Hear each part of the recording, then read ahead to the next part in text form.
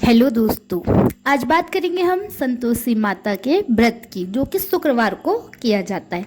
चलिए संतोषी माता व्रत की कथा और उसकी विधि बताती हूँ आपको मैं इस वीडियो में। संतोषी माता के पिता का नाम गणेश है, माता का नाम रिद्धि सिद्धि है। इनकी पूजा से धन धान्य सोना चांदी मोती मूंगा रत्नों से भरा परिवार, कमाई धंधे में बरकत, दरिद्रता दूर, कलेश का नाश होता है। कलह क्लेश का नाश होता है, सुख शांति का प्रकाश होता है, बालकों की फुलवारी होती है, धंधे में मुनाफे की कमाई होती है, भारी मन की कामना पूरी होती है, शोक विपत्ति चिंता वह सब चूर्ण होती है। संतोषी माता का लो नाम, जिससे बन जाए सारे काम। बोलो संतोषी माता की जय। कथा के पूर्व को कलश को जल में भरे, इसके ऊपर गुड़ और चने भरकर कटोरी पे रख दे। इसके बाद व्रत करने वाला कथा कहते सुनते समय हाथ में गुड़ और भुने हुए चने रखें। सुनने वाले संतोषी माता की जय इस प्रकार मुख से बोलते रहे। कथा समाप्त होने पर आरती होने के बाद हाथ का गुड़ चना गैये को खिलाएं और कलश में रखा हुआ गुड़ चना सबको प्रसाद के रूप में बांट दें। कलश के जो जल है उसको घर में सब जगह छिड़के तथा बचे हुए जल को तुलसी की क्यारियों में छींच दें। ₹1.25 का गुड़ चना लेकर माता का व्रत करें। कम या ज़्यादा का कोई विचार ना करें, क्योंकि माता को भावना की भूख है, इसलिए जितना भी बन पड़े श्रद्धा अनुसार प्रसाद सवाय का ही रखकर श्रद्धा और प्रेम से प्रसन्न मन से व्रत करना चाहिए। कथा के पश्चात दिन में केवल एक बार ही प्रसाद को ग्रहण करके खटाई व नींबू से रहित भोजन करें। व्रत के उद्यापन में अढ़ाई सेर खाजा मोमदार पूड़ी खीर चने का साग नैवेद्य रखें। घी का दीपक जला संतोषी माता की जय जयकारा बोलकर नारियल फोड़े। इस दिन घर में कोई खटाई नहीं खावे। खट्टी वस्तु खाने से माता का कोप होता है, इसलिए उद्यापन के दिन साग या किसी वस्तु में खटाई ना डालें। ना आप खाएं ना किसी दूसरे को ही खाने दें, घर के सदस्यों को। मतलब जिस दिन 8 लड़कों का भोजन करवाएं, देवर जेठ घर कुटुंब को मिलते हो तो ठीक, वरना दूसरों को भी बुला लेना चाहिए। अगर कुटुंब परिवार ना मिले तो ब्राह्मण के रिश्तेदारों के अथवा पास पड़ोसी के लड़के को बुलवा लें। उन्हें खटाई की वस्तु रहित, मतलब उनको बोलना है कि खटाई नहीं खाना है, और यथा दक्षिणा नगद पैसा या मीठा वस्तु देकर व्रत धारक कथा सुनकर प्रसाद ले एक समय भोजन करें। इसके बाद माता प्रसन्न होती है। चलिए कथा प्रारंभ करते हैं। एक बुढ़िया थी, उसके 7 बेटे थे। 6 कमाने वाला और 1 निकम्मा था। बुढ़िया माँ 6 पुत्रों के लिए रसोइया बना भोजन कराती और पीछे जो बचता 7वें को दे देती थी। परंतु वह बड़ा भोला था, मन में कुछ विचार न करता था। एक दिन वह अपनी पत्नी से बोला, देखो मेरी माँ मुझ पर कितना प्रेम करती है। वह बोली, क्यों नहीं, सबका जूठा बचा हुआ जो तुमको खिलाती है। वह बोला, भला ऐसा भी कहीं हो सकता है? मैं जब तक आँख से न देख लूँ मान नहीं सकता। स्त्री ने हंसकर कहा, देख लोगे तब तो मानोगे ना। कुछ दिनों बाद बड़ा त्यौहार आया। घर में 7 प्रकार के भोजन और चूरमे के लड्डू बने। यह बात जांचने को सिर दुखाने का बहाना करके पतला बस छोड़कर रसोई घर में सोया रहा और कपड़े में से सब देखता रहा। 6 भाई भोजन करने आए। उसने देखा माँ ने उनके लिए सुंदर आसन बिछाए, 7 प्रकार की रसोई परोसी और आग्रह करके उन्हें खिलाया। यह देखता रहा। जब 6 भाई भोजन कर कर उठ गए, तब माँ ने उनकी जूठी थाली में से लड्डू के टुकड़े उठाकर लड्डू बनाए। जूठन साफ कर बुढ़िया माँ ने उससे पुकारा, बेटा 6 भाई भोजन कर गए, अब तू ही बाकी है, उठना, कब खाएगा? वह कहने लगा, माँ मुझे भोजन नहीं करना, अब मैं परदेश जा रहा हूँ। माँ ने कहा, कल जाता हो तो अभी जा। वह चल दिया तथा घर से बाहर निकल गया। चलते समय पत्नी की याद आई। वह गौशाला में कंडे थाप रही थी। वहां जाकर बोला, यह सुनकर हम जावे परदेश को, आवेंगे कुछ काल, तुम रहियो संतोष से धर्म अपनो पाल। यह बोली, जाओ पिया हमरो सोच हटाए, राम भरोसे हम रहे, ईश्वर तुम्हें सहाय। देहु निशानी अपनी देख धरू में धीर, सुधी हमारी मत विसरइयो रखियो मन में मन गंभीर। यह सुनकर अपनी अंगूठी देकर वह बोला, अपनी निशानी मुझे दे दो। वह बोली, मेरे पास क्या है, यह गोबर का हाथ है। यह कहकर पीठ में गोबर के हाथ की थाप लगा दी। वह चल दिया। चलते चलते एक दूसरे देश में एक साहूकार की दुकान पर जाकर कहने लगा, भाई मुझे नौकरी पर रख लो। व्यापारी को नौकर की ज़रूरत थी, बोला रहा जा रहा। इसने पूछा, तनख्वाह क्या दोगे? साहूकार ने कहा, काम देखकर दाम मिलेगा। वह नौकरी करने लगा। थोड़े ही दिन में दुकान का लेन देन, हिसाब किताब, ग्राहकों का माल बेचना आदि का सारा काम करने लगा। साहूकार ने नौकर से पैसे दे दिए। सब उसकी होशियारी पर चक्कर खाने लगे। सेठ ने काम देख 3 महीने में ही आधे मुनाफे का हिस्सेदार बना दिया। 12 वर्ष में वह नामी सेठ बन गया। अब बहू पर क्या बीती। सास ससुर उसे बड़ा दुख देने लगे। सारी गृहस्थी का काम कराते, लकड़ी लेने जंगल भेजते और आटे की बची भूसी से रोटी बनाकर उसे देते तथा फूटे नारियल के नरेली में पानी देते। इस प्रकार वह दिन गुजारने लगी। एक दिन वह लकड़ी लेने जा ही रही थी कि उसे रास्ते में बहुत सी स्त्रियां संतोषी माता का व्रत करती दिखाई दी। उसने वहां खड़े हो कथा सुन पूछा, बहनों यह तुम किस देवता का व्रत कर रही हो और इसके करने से क्या फल तथा इस व्रत का विधान मुझे भी समझा कर कहो तो मैं आपका बड़ा उपकार मानूंगी। तब एक स्त्री बोली, सुनो, यह संतोषी माता का व्रत है। इसको करने से दरिद्रता का नाश होता है, घर में लक्ष्मी आती है, मन की चिंताएं दूर होती है, घर में सुख और शांति मिलती है। निपुत्रों को पुत्र मिले, स्वामी बाहर गया हो तो शीघ्र आवे, कुंवारी कन्या का ज्येष्ठ वर मिले, राजद्वार में मुकदमा को जीत होवे, कलह कलेश की निवृत्ति होवे, सुख शांति आवे, धन और जायदाद का लाभ हो, रोग दूर हो जावे तथा और जो कुछ मन में कामना हो इस संतोषी माता की कृपा से पूरी हो जाएगी। इसमें संदेह नहीं है। वह पूछने लगी, यह व्रत कैसे किया जाता है, यह भी बताओ तो बड़ी कृपा होगी। वह स्त्री कहने लगी, 1.25 रुपये का गुड़ चना लेना, इच्छा हो तो 5.25 रुपये का या 11.25 रुपये का, बिना परेशानी श्रद्धा और प्रेम से जितना भी बन सके। सवाया लेना, प्रत्येक शुक्रवार को निहारा रहकर तथा कहना, कथा कहना, सुनना, सुनने वाला कोई ना मिले तो घी का दीपक जलाकर उसके आगे जल के पात्र को सामने रखकर कथा कहना। कथा के पश्चात प्रसाद बांटकर स्वयं भी ग्रहण कर ले। केवल एक बार बिना खटाई का भोजन करें। जब तक कार्य सिद्ध न हो नियम पालन करना और कार्य सिद्ध हो जाने पर व्रत का उद्यापन करना। 3 मास से माता फल पूरा कर देती है। यदि किसी के ग्रह खोट में हो तो भी माता 3 वर्ष में अवश्य कार्य सिद्ध करती है। फल सिद्धि होने पर भी उद्यापन करना चाहिए, बीच में नहीं। उद्यापन में 2.5 सारे आटे की खाजा तथा इसी प्रमाण से खीर तथा चने का साग करना चाहिए। 8 लड़कों को भोजन कराना, जहाँ तक हो देवर, जेठ, भाई, बंधु, कुटुंब के लड़के लेना, ना मिले तो अन्य रिश्तेदार और पड़ोसियों के लड़कों को भी बुलवा लेना। उन्हें भोजन कराकर यथाशक्ति दक्षिणा दे माता का नियम पूरा करना। उस दिन घर में खटाई कोई न खावे। यह सुन बुढ़िया के लड़के की बहुत जल्दी रास्ते में लकड़ी बेच उन पैसे से गुड़ चना ले व्रत की तैयारी कर आगे चली। सामने मंदिर देखकर पूछने लगी, यह मंदिर किसका है? सब कहने लगे संतोषी माता का है। यह सुनकर वह मंदिर में जाकर चरणों में लौटने लगी और विनती करने लगी, माता मैं अज्ञानी हूँ, व्रत के नियम नहीं जानती, बहुत दुखी हूँ। यह माता जगत जननी मेरा दुख दूर करो, मैं तेरी शरण में हूँ। माता को दया आई, माता को उसके ऊपर दया आ गई। एक शुक्रवार बीता कि दूसरे शुक्रवार को पति का पत्र आया और तीसरे शुक्रवार को उसका भेजा हुआ पैसा पहुंचा।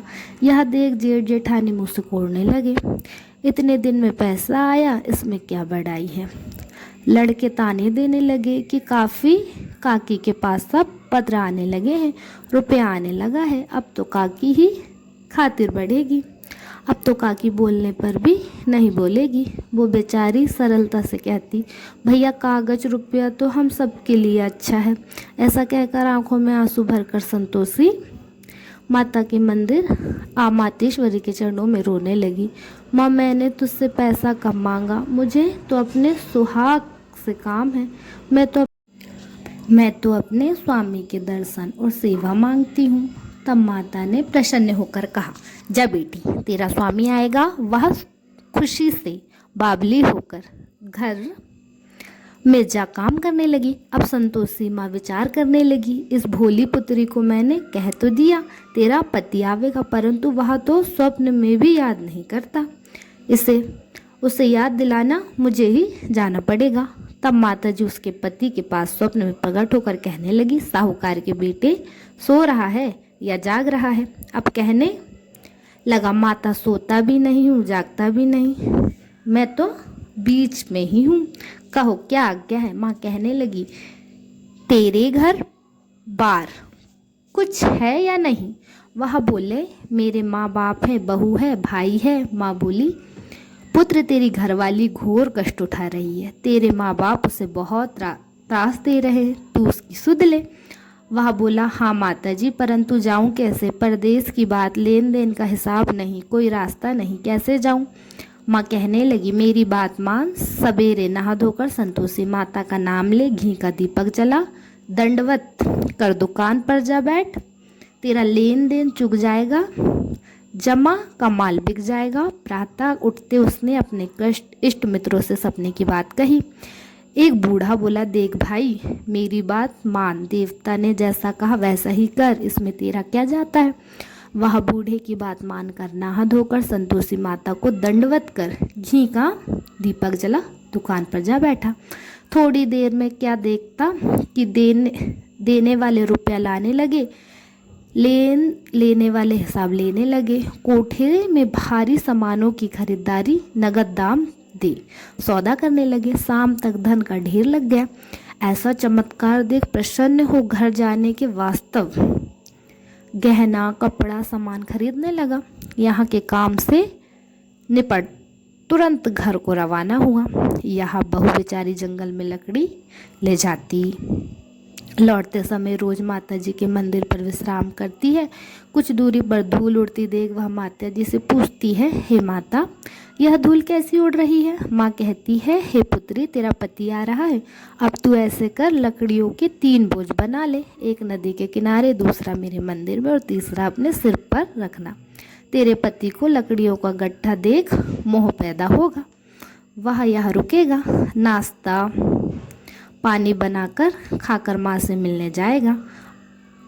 तब तू लकड़ियों का बोझ उठाकर जाना और बीच चौक में गट्ठा डालकर 3 आवाज लगाना, लो सासू जी लकड़ियों का गट्ठा लो, भूसी की रोटी लो, नारियल के खोपड़े में पानी दो, आज मेहमान कौन आया है? बहुत अच्छा माता जी कहकर वह लकड़ियों के 3 गट्ठे ले आई। एक नदी पर, एक माता जी के मंदिर पर रख, इतने में ही मुसाफिर पहुंचा।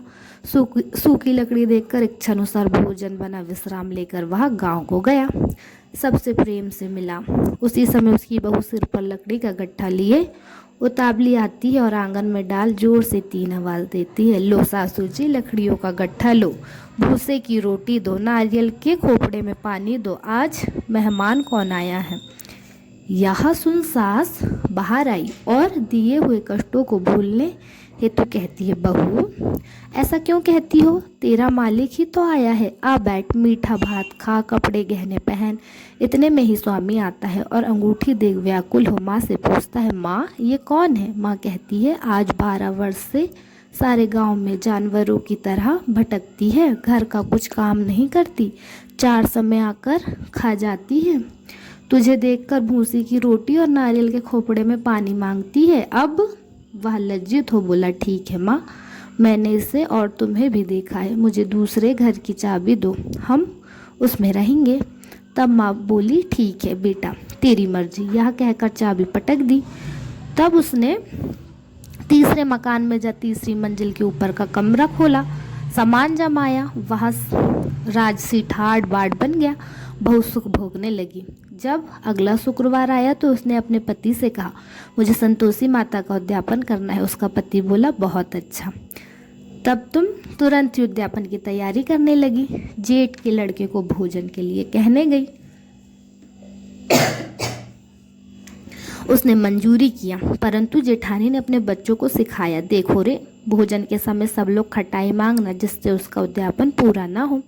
लड़के जीमने आए। उन्होंने खीर तथा भोजन पेट भर कर खाया, परंतु बाद याद आते ही कहने लगे, हमें कुछ खटाई दो। नहीं दी जाएगी, यह तो संतोषी माता का प्रसाद है। लड़के उठ खड़े हुए, बोले, पैसे लाओ। बोली बहू कुछ जानती नहीं थी, उसे पैसे दे दिए। लड़की उसी पैसे से इमली खरीद कर खाने लगी। यह देखकर माताजी ने बहू कुछ नहीं जानती थी, उनको पैसे दे दिए, जिससे कि वो मीठा क्या बोलते इमली खरीद के खाने लगे। यह देखकर माताजी को बहू पर कोप आया। राजा के दूत ने उसके पति को पकड़ कर ले गए। जेठ जेठानी मनमानी खोटे वचन कहने लगे, लूट कर धन ले गए, अब सब मालूम पड़ जाएगा। बहू से यह वचन सहन नहीं हुआ। वो रोती हुई माताजी के मंदिर में गई, कहने लगी, हे माताजी, तुमने क्या किया? हंसकर अब हमको क्यों रुलाया? हंसाकर हमको क्यों रुलाने लगी? माता बोली, पुत्री, तूने उद्यापन करके मेरा व्रत भंग किया, इतने जल्दी सब बातें भुला दी। वह कहने लगी, माता, भूली तो नहीं, ना कुछ अपराध किया, मुझे तो लड़कों ने भूल में डाल दिया, मैंने भूल से उन्हें पैसे दे दिए, मुझे क्षमा करो माँ, मुझे माफ़ कर दो, मैं फिर से तुम्हारा उद्यापन करूँगी। माँ बोली, अब भूल मत करना। वह कहती है, अब भूलना होगी। अब वे कैसे आएगी? माँ बोली, तेरा पति, अब वो कैसे आएंगे? अब माँ बोली, तेरा पति तुझे रास्ते में ही आता मिलेगा। वह निकली राह में पति आता मिला, निकल ही रही थी कि राह में पति आता मिला। पूछती है, हे माँ, तुम कहाँ गए थे? वह बोला, इतना धन कमाया था, उसका टैक्स राजा ने मांगा था, वह भरने गया था। दोनों प्रसन्न हो घर को गए। कुछ दिन बाद फिर शुक्रवार आया। वह बोली, मुझे फिर से माता का उद्यापन करना है। पति ने कहा, करो। वह फिर जेठ के लड़कों को भोजन करने के लिए कहने गई। जेठानी ने खारी खोटी सुनाई और सब लड़कों को पहले ही खटाई मांगने को सिखाया। लड़के कहने लगे, हमें खीर खाना नहीं भाता जी, बिगड़ता है, कुछ खटाई खाने को दे दो। वह बोली, खटाई खाने को नहीं मिलेगी, आना हो तो आओ। यह कहकर ब्राह्मणों के लड़कों लाकर भोजन कराने लगी। यथाशक्ति दक्षिणा की जगह एक मीठा फल उन्हें दिया। इससे संतोषी माँ प्रसन्न हुई। माता की कृपा होते ही 9वें मास में उसको चंद्रमा के समान सुंदर पुत्र प्राप्त हुआ। पुत्र को लेकर प्रतिदिन माता जी के मंदिर को जाने लगी। माँ ने सोचा कि यह रोज आती है, आज मैं ही इसके घर चलूं। यह विचार कर माता ने भयानक रूप बनाया। गुड़ चने से सना मुख, ऊपर से सूंड के समान ओंठ पर मक्खियां भिनभिना रही थी। दहरी पे पांव रखते ही उसकी सास चिल्लाई, देखो रे, कौन चुड़ैल डाकनी चली आ रही है। लड़के, इसे भागाओ, नहीं तो किसी को खा जाएगी। लड़के भगाने गए, चिल्लाकर खिड़कियां बंद करने लगे। बहू एक रोशनदान से देख रही थी, प्रसन्नता से चिल्लाने लगी, आज मेरी माताजी मेरे घर आई है। यह कहकर बच्चे को दूध पिलाते से हटाती। इतने में सास का क्रोध फूट पड़ा। बोली, मरी को देखकर क्या उतावली हुई, बच्चे को पटक दिया इसने। इतने में माँ के प्रताप से जहाँ तहाँ लड़के ही लड़के नजर आने लगे। वह बोली, माँ, जिसका व्रत करती हूँ वही यही संतोषी माता है। इतना कहकर झट से सारे घर में किवाड़ खोल देती है। सब ने माता जी के चरण पकड़ विनती की, हे माता, हम मूर्ख हैं, अज्ञानी हैं, पापी हैं, हमारे व्रत की विधि हम नहीं जानते, तुम्हारे व्रत की विधि हम नहीं जानते। तुम्हारा व्रत भंग कर हमने बहुत बड़ा अपराध किया है। ये जगत की माता, आप हमारा अपराध क्षमा करो। इस प्रकार माता प्रसन्न हुई। बहू को प्रसन्न हो, जैसा फल दिया माता वैसा सबको दे। यह कथा पढ़े सुने, उसके संपूर्ण मनोरथ पूर्ण हो। बोलो संतोषी माता की जय। तो